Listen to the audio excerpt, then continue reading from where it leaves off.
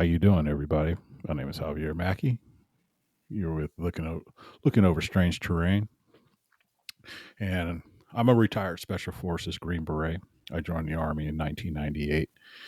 Went to basic training at Fort Jackson. From Fort Jackson, I went to my advanced individual training over at um, Fort Gordon.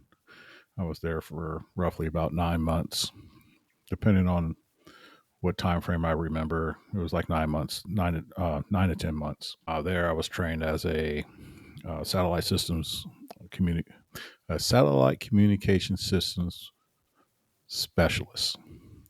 Did that for so upon completion there.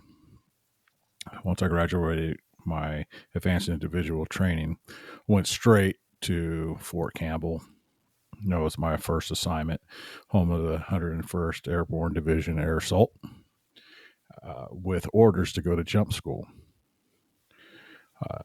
I was told over at when I was at Fort Gordon that once I got to Fort Campbell, that because I was going to an air assault unit, they'll send me to air assault school or airborne school once I completed air assault school. So I just, as a young private, pack up my stuff. And I ended up not being the case, but packed up my gear, flew to Fort Campbell, got there, reported, and once I reported, they were like, "WTF? What is this private doing here, and why isn't he at airborne school?" Well, the way the Army works is once you complete basic training, and if you have airborne in your contract, what happens next is you go to airborne school. And upon completion of airborne school, you get your assignment to where you're going to go.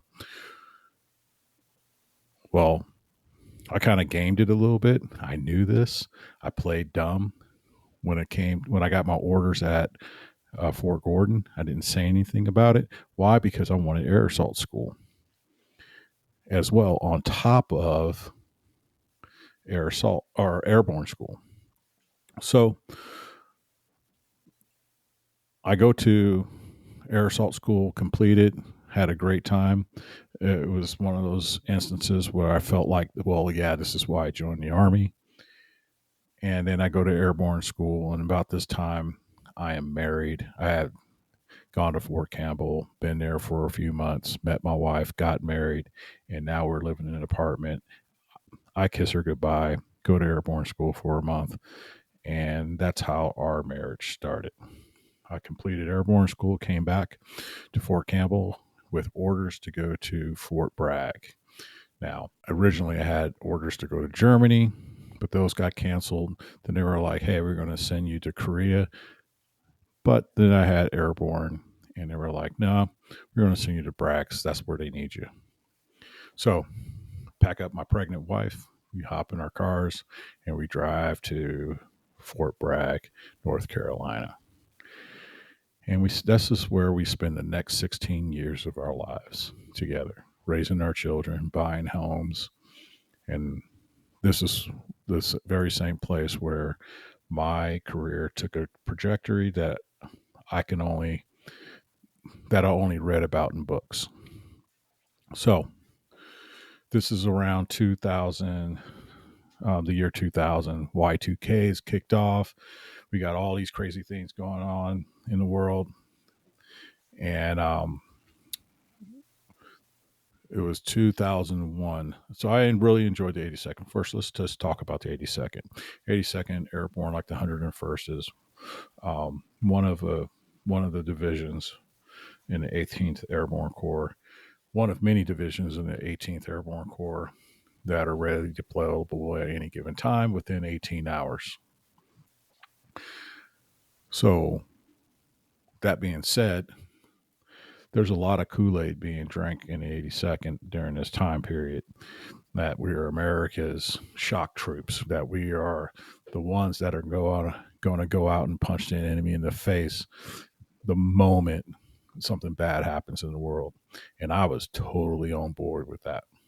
As a young private doing communications in an airborne unit, I thought I was pretty unstoppable, and I thought I was in a pretty elite unit. Now, don't get me wrong, the 82nd Airborne is pretty badass, but I really enjoyed the 101st. And to be honest, if I had to compare the two, 101st is better. But that's besides the point. So I'm in the 82nd for about I don't know, 16 months when 9/11 happens. Uh, I was in one of my soldiers' rooms. We were shot. One of my fellow specialists' rooms.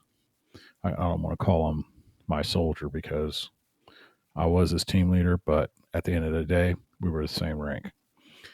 But anyway, we were shining our boots, getting our uniform squared away.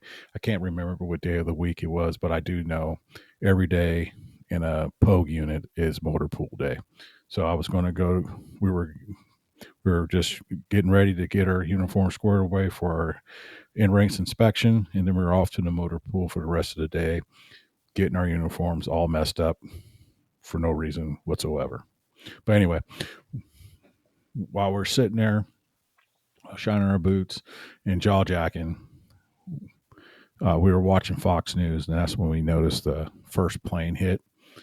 And well, the plane already hit, and they were just broadcasting that a plane has struck the World Trade Center. Well, as we're sitting there watching it, in my mind, Y2K, which was a computer glitch that would have reset the world if on the year 2000, because for whatever reason when they designed computers they only designed them to go up to the year 2000. We didn't know what was going to happen after that, and so Y2K was the result of mishaps due to this computer programming. I don't know, I don't understand computers, but at the time period that was the big belief. So here it is in 2001. I'm thinking, well, Y2K is just a little, a day late and a dollar short. And now we got planes crashing into the buildings, falling out of the sky. What ended up happening was, we all know terrorist attacks. And then by that time, the second plane hit. And we were all kind of spun up and put on alert. And we were pretty much locked down. We were on that 18-hour deployment cycle where we just have to be ready at a moment's notice to be able to deploy anywhere in the world in 18 hours. And all our communications was shut off from our families, and our families had no idea what the hell was going on. Fast forward, we survived. We survived. We ended up not going anywhere. And so that being said, we were packing up our stuff at the motor pool. And this is like a day or two later after the events of 9/11 happened. And, just to paint a picture, not a plane in the sky was flying. There was no helicopters flying around Fort Bragg. There were no airplanes taking off out of Pope Army Airfield. Some property, Air Force property that was co-located on Fort Bragg. Nothing. Only birds and blue skies and a few scattered clouds and rain. And we were in a motor pool, and we were putting away our gear, and we were just giving our orders to stand down, and we were just going to go home and spend the rest of the weekend with our families when we heard the C-17s out at Pope Army Airfield spin up and take off. My platoon, I was standing next to my platoon sergeant at the time, and I looked at him. I said, who do you suppose is on that airplane right now? And he was like, maybe some Special Forces guys, some Task Force Delta guys, who knows? And I was like, well, the 82nd's not on them. And I thought to myself, you know what? I'm going to go to selection. At that time, I only had, limited knowledge of what Special Forces assessment and selection was all about. But I do know once you're selected, if you were selected, you were on your path to becoming a Special Forces Green Beret. And you definitely on the path of not having to deal with the BS that normally goes on in the Army. So that being said, I dropped my packet sometime in October, and by that November, I was in the next selection course. So I had gone through selection in November, December timeframe. I want to say that I was in selection during Thanksgiving, but I could be wrong on that. But at the end of that selection course, I had been selected, and I was slotted to enter into the Special Forces qualification course that following January. But there were a few things I had to do before I got to that point, or en route to that point. Was I had to go to my primary leadership development course, which was known at the time as PLDC, and today I believe it's known as the Warrior Leaders Course, or the Basic Leaders Course. And then you have your other NCO Academy schools that we had to knock out before we actually started the actual Q course. But at the time, the Q course for me was small unit tactics, MOS, Robin Sage, language school, and SEER school. So the reason why I said it the way I did was because I recycled SUT twice or once, passed SUT, went into the MOS phase, and I got recycled twice out of the communication sergeant course over some BS. And at the end of the day, it was literally BS. When you talk, and that's a story for another time. But anyway, I went through the Special Forces Communication Sergeant course. That's what I was originally selected for. And then once I recycled that, and due to the circumstances that led up to those recycles, I was placed into the 18 Charlie course, which is the Special Forces Engineer Sergeant's course. So I completed that and went on to Robin Sage. Now this is where I had a legit hiccup. I just wasn't ready to move on, and I repeated Robin Sage to class after that. Language school was pretty cut and dry. I had to do a little extra training for that. French was a little bit harder, and then I had a language school teacher that was just all over the place. But upon completing language school, you go to SEER school, and once you complete SEER school, you go off to group. I was assigned to 3rd Special Forces Group, and I showed up in 2005. And by the time I got to the 3rd group, all my buddies and friends that I was in the Q course with deployed 1 to 2 times before I even got there. But during that time period, I got to see my daughter born and a few other major life experiences that, had I not had things been different, I would not have had an opportunity to experience. But I was assigned to 3rd Group, 3rd Battalion, Alpha Company, and I was assigned to Operational Detachment Alpha 372. And at the time, Special Forces ODAs, or Operational Detachment Alphas, had 3 numbers. There was the group assignment. The battalion was either, the number that told you both the battalion and the company, and then the last letter or the last number designated what type of team you were. And I'll go over that in a different episode. But anyway, you move along. So now I'm on a team, and life on the team was great. It was a definite change of pace. I was glad to have the stressors of the Q course off my back. I was glad that I was able to and I'm using this term.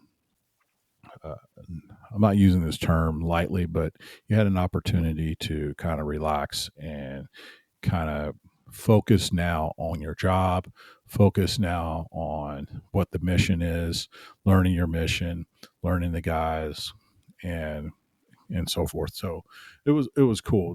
This was the best, one of the funnest parts of my career, because I was able to rebrand myself from the Q course, because I kind of went, because of the recycles. I admit there was some, my confidence was shot, but I hung in there. And by the time I got into Robin Sage, and with all the setbacks I had I knew there was a reason for it all, but it hadn't, it hadn't presented itself just yet. And I'll get to more of that later, and possibly in a different episode. But anyway, so with all those setbacks, I got to the team really. I had more confidence on the team than I think I would have had if I had just gone straight through. Because I knew I had gone to the team with a little extra training in each of the phases, but I knew my job. I knew what the mission of Special Forces was, and now there was other things I needed to focus on, um, that I didn't have to play catch up on had I not gotten recycled those few times. So I got to the team, and at the time, so Special Forces ODA is made up of 12 guys. You have a captain, you have a team sergeant who's a master sergeant, you have a warrant officer, and you have a fox. Those are the three single MOSs that pretty much run the team. The rest of the guys are filler. We're all filler, but we're really good at what we do. And when I say filler, I don't say it lightly. So you have two weapon sergeants, two engineer sergeants, two communication sergeants, and two medical sergeants, or medics. And we all have our MOS functions, and we also have some administrative functions. For instance, all the weapon sergeants are part of mission. They help develop mission planning, and the other aspect they run is training. They run and facilitate and plan training. That, and when I say training, that's coordinating use of ranges, coordinating issue of ammo, drawing weapons from the weapons locker, along with ordering parts for those weapons. And then you have the Charlie, the the 18 Charlie, the engineer sergeant. He's kind of like the bitch of the team. His job is all of the logistics. And at the end of the day, the 18 Charlie, yeah, they make things go boom. But at the end of the day, all we are is just a glorified supply sergeant. Um, but it's a fun job. I had a great time doing it. And if I had any other job, I probably would have lost my place on the team, because I would have been so bored. But I would say that Charlie is probably the most utilized person on the team outside of those in leadership. The next, you have the 18 Delta, the medical sergeants. Uh, these guys can be really busy when they're not doing team stuff. They're working on their certifications and staying on top of that. Excuse me. And but their big job is awards and administrative processing, administrative data. That's the big, outside of medicine, they're like the team secretary, so to speak, but not really. And then you have your 18 echoes. Your 18 echoes are your communication sergeants. Um, Everybody, once they're primarily responsible for communications. They're good at what they do, and they end up getting a bunch of other stuff piled on them, like being, they might go to joint fires joint fire school, or they might even end up getting an opportunity to go to a joint terminal control attack controller course to get to become a JTAC. And there's a bunch of other schools they have an opportunity to do that deals with networking and hacking or in cybersecurity, things of that nature. Then you have your going into the leadership realm. You have your starting off, you have your 18 Fox. He's your intelligence sergeant. And then, he's, his big thing is helping paint the picture of what the battle space looks like, who are the major players, how they, what their influences are, both internally and externally. And then you have the warrant officer, and his job is he is the technical expert in all things dealing with special operations. I'm just going to leave it at that. At the end of the day, we really don't know what warrants do, and I don't know what our warrants did other than look cool. But then you have your team sergeant. He manages all the personalities on the team.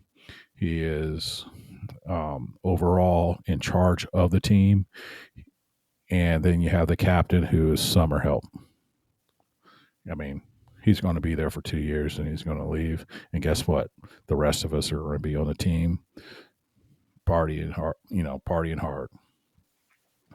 But anyway, so that's your operational detachment alpha.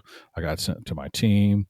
And then during that first year, I was in school after school after school. And if I wasn't in school, I was in the gym. And if I wasn't in the gym, I was in the team room doing my job. And I was busy. Let me put it to you this way. I can probably count on one hand the number of times I visited the motor pool in SF. And when I was in the regular Army, that was my place of duty almost every day, only because that's where all our communication equipment was stored. That being said, I probably I'm pretty sure I can bet that I can count on one hand the number of times I visited a motor pool for motor pool stuff as a Green Beret. Enough of that. So, my third group was kind of in a special situation. Now, third group area specialties is supposed to be Africa. My battalion was more of East Africa. All right. So, my particular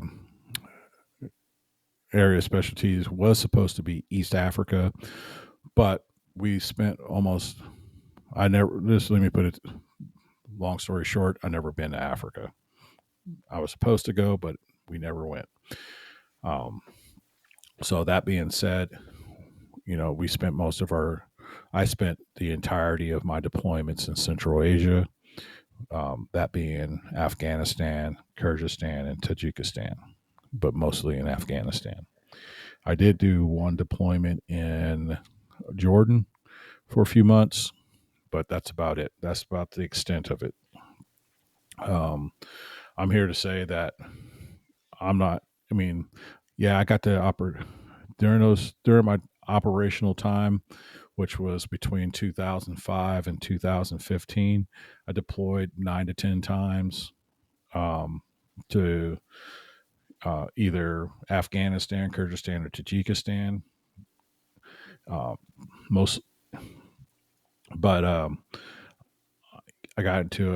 did some cool missions most of the time. To be honest with you, life in SF is pretty bland, pretty vanilla. But when it gets spicy really a quick, fast, in a hurry. But this is who I am. This is what Looking Over Strange Terrain is all about. It's talk about our veteran experiences, encapsulating their time, why we served, what we're doing now, what brought us into it, what kept us in, into the fight for so many years. And at the end of the day, where's it going to take us? And I want to explore that with this podcast, and until I can't go any further. I'm not the best speaker when it comes to talking on the interwebs. I hate the way my voice sounds, but you know what? This is one of those things you got to get out of your comfort zone, work, seek to improve yourself, and face difficult challenges that make you feel uncomfortable. And that's what I'm going to do by doing this. I know I've been posting a lot of material on my travels with my family over the years. Uh, and that was all in preparation for this right here. But I wanted to get the right equipment. I want to make sure I had the right programming. I want to make sure I had everything set up so that when we enter in 2025, I can start off with guests coming on, and we can start talking about our deployments, our life in the military, leadership challenges, fun times, cool stories, cool missions, and the like. So smash that like button. Keep coming back for more. Also subscribe and share this with your friends. You can find me on X under Looking Over, and then I'm on Facebook as Javier Mackey. I just pretty much post pictures of me and my family on there, and I'm on Instagram at Looking Over Strange Terrain. So there you have it, and that's all I have until next time, which will probably be today or tomorrow or whenever. I'm going to be posting. We're going to be talking about preparation for Special Forces assessment and selection and mindset on that. All right. Well, thanks for watching. I'll talk to you later. Bye.